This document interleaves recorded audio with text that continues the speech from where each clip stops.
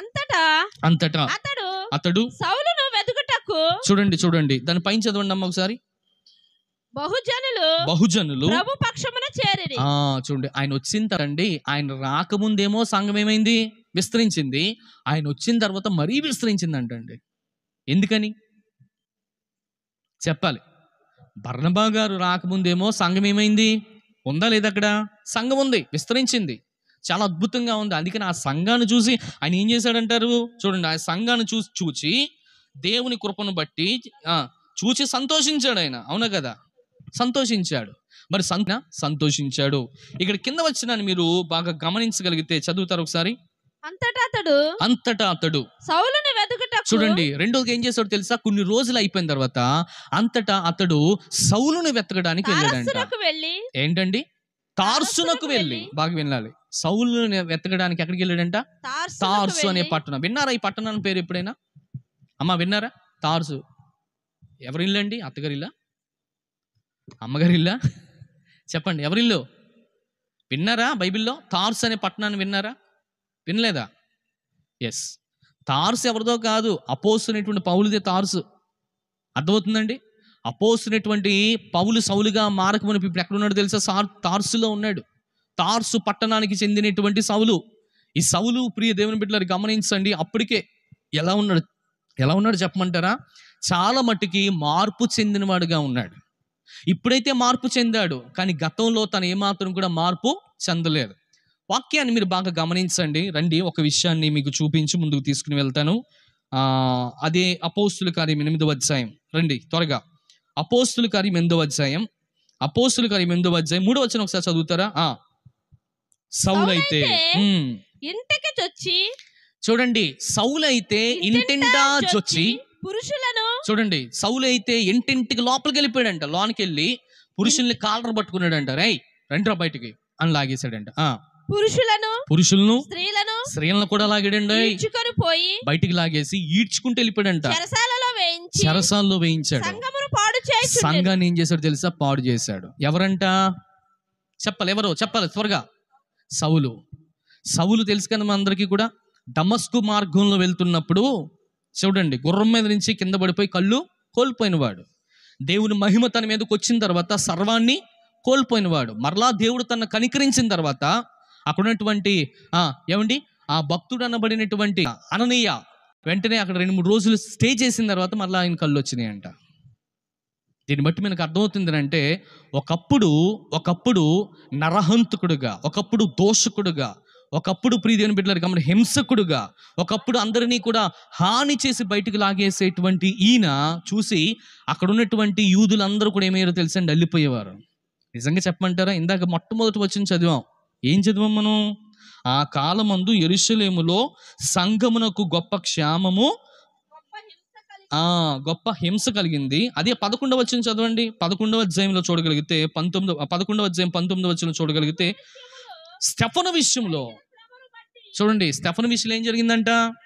శ్రమ కలిగింది. చూడండి, 8వ అధ్యాయంలో కలిగినటువంటి శ్రమ ఇక్కడ 19వ వచనంలో చూడగలిగినటువంటి శ్రమ రెండు ఒకటే. ఎందుకు తెలుసా? ఆ యొక్క భక్తుడు అనబడినటువంటి స్టెఫన్ని లాక్కొచ్చి వీధిలో ఘోరంగా చంపేసినటువంటి ఘనత ఎవరికి దక్కిందంటే పౌలుకే దక్కింది. అర్థమవుతుందండి? పౌలుకే దక్కింది. పౌలు అంత దుర్మార్గుడిగా ఉన్నాడు, అంత కఠినాత్ముడిగా ఉన్నాడు. ఇప్పుడు ఈ బర్నబా గారు చేసిన పని ఏంటో చెప్పమంటారా? ఈ బర్నబా గారు చేసినటువంటి పని ఏంటో తెలుసండి? ప్రార్థన చేసుకుని చూడండి ఎటువంటి తీసుకొస్తున్నాడో. ప్రార్థన చేసుకుని ఇప్పుడు ప్రేరేపించాడంట, నువ్వు వెళ్ళి ఎవరిని తీసుకురావాలో తెలుసా? చెప్పాలి, ఎవరిని తీసుకురా? సౌలుని తీసుకురా అని చెప్పాడంట. సౌలు ఏమన్నా మంచోడా? అమ్మ మిమ్మల్ని అడుగుతున్నాను, సౌలు ఏమన్నా మంచోడా? అప్పటికి అందరిని ఏం చేస్తాడో తెలుసా? అందరిని ఏం చేస్తాడో తెలుసా? లోన్ వేసేసినటువంటి వ్యక్తి, ఎంత దుర్మార్గుడిగా ఉన్నటువంటి వ్యక్తి, దేవుణ్ణి కూడా ఎవడు నువ్వు అన్న వ్యక్తి. అవునా కదా? అన్నాడా లేదా? నీకేదన్నా దమ్ము ధైర్యం ఉంటే నా ముందుకు వచ్చి నువ్వు పోరాడు అని చెప్పినటువంటి వ్యక్తి. మధ్యాహ్నం 3 గంటల సమయంలో అక్కడ వెలుగు, ఏమండి భయంకరమైనటువంటి వెలుగు, మధ్యాహ్నం అంతా చుట్టుపక్కలేమో కారు చీకటి అయిపోయింది. ఆయన వెదురుగా ఉన్నటువంటి తేజో సంపన్నుడు ప్రత్యక్షమైనప్పుడు ఆయన చూడలేక ఏమైందో తెలుసండి? ఏమైందంట? కళ్ళన్నీ పోయినాయి. మరలా కళ్ళు పోయిన తర్వాత ఆ భక్తుడు అననీయ దగ్గరికి పంపించారు. ఆయన్ని పంపించిన తర్వాత దేవుడు అననీయకు ముందే చెప్పాడు, నేను ఒక భక్తుని పంపిస్తున్నానంటే, ఎవరు బాబు? సౌలా, ఎవరైనా పంపించుకో, ఆయన పంపించుకో, నేను చచ్చిపోతాను. ఎందుకు వచ్చింది? ఎందుకు తెలుసా? సౌలు కోసం ఆయనకు కూడా తెలుసు. లేదు నువ్వు అనుకున్నట్టు కాదు, ఇప్పుడు మన అండర్లోకి వచ్చేసాడులే, ఇప్పుడు మన అండర్లో ఉన్నాలే, ఆయన మారిపోయాడు అని చెప్పాడు. ప్రియదేవుని బిడ్డలారా, తండ్రి అయినటువంటి దేవుడు చెప్పిన తర్వాత ఆయన తీసుకువెళ్ళాడు, చక్కగా బాగు చేశాడు. అక్కడ ఉన్నాడు కదండి, పొరలన్నీ రాలిపోయాయి, తెన్నటి మార్గంలోకి వచ్చేసాడు, చాలా చక్కగా నిలబడ్డాడు, దేవుని కోసం రోషం కలిగి పౌరుషం కలిగి జీవిస్తున్నాడు. ఒకప్పుడేమో అందరికీ కూడా హానికరుడుగా, దోషకరుడుగా, హింసకుడిగా ఉన్నటువంటి ఈ వ్యక్తి ఇప్పుడు చేసేటువంటి పని ఏంటో చెప్పమంటారా ప్రియదేవుని బిడ్డలారా? అయ్యా, నీ కొరకు నేను నిలబడతా, నీ కొరకు నేను ప్రవచిస్తా, నీ కొరకు నేను సువార్తను చేస్తా, నీ కొరకు నేను ఏదైనా చేస్తాను ప్రభువా, నన్ను జ్ఞాపకం చేసుకో ప్రభువా అని ఇప్పుడు ఏం చేస్తానో తెలుసండి? సంఘానికి బతిమాలుతున్నాడు. ఒకప్పుడు సంఘాన్ని హింసించినటువంటి వ్యక్తి ఇప్పుడు సంఘాన్ని ప్రాధాన్యపడుతున్నాడు. సంఘము ఎవరి ఆధీనంలో ఉందో తెలుసా? దేవుని ఆధీనంలో ఉంది. ఒకప్పుడు ఆ సంఘాన్ని బాధ పెట్టిన వాడు ఈ రోజున ఆ సంఘంలో పనికి వెళ్తున్నాడు. పని అంటే దేవుని పరిచర్యకి వెళ్తున్నాడు. ఇప్పుడు అంటున్నాడు, అలా ప్రార్థన చేసుకున్నాడంట తార్సులో. బర్నబా ఇప్పుడు వెళ్తున్నాడు, ప్రార్థన చేస్తూ వెళ్తే బర్నబాకి ఎవరు ప్రత్యక్షమయ్యారో తెలుసా ప్రియదేవుని బిడ్డలారా? విషయం దేనికి వచ్చిందో తెలుసా? ఇక్కడ ఉన్నటువంటి పౌలు కోసం వచ్చింది. వెంటనే సంఘాన్ని ఒక్కసారి అలా పక్కన పెట్టి, ఆయన పరిపాలిస్తున్నటువంటి లేకపోతే ఆయన పనిచేస్తున్నటువంటి అంతియోకాలో ఉన్నటువంటి సంఘాన్ని, బిడ్డలందరినీ పక్కన పెట్టి వినాలి, పక్కన పెట్టి ఇప్పుడు ఎక్కడికి వెళ్ళాడో తెలుసా అండి? తార్సుకి వెళ్ళాడంట. తార్సుకి వెళ్ళి ఇప్పుడు అక్కడ ఉన్నటువంటి ఎవరిని చెప్పాలి ఎవరిని తీసుకొచ్చాడు? చెప్పాలి, సౌలుని తీసుకొచ్చాడు. సౌలుని తీసుకొచ్చి కింద వచ్చిన అంటాడు, మరిద్దరం కూడా కలిసి ఇక్కడ ఏం చేయాలి తెలుసా?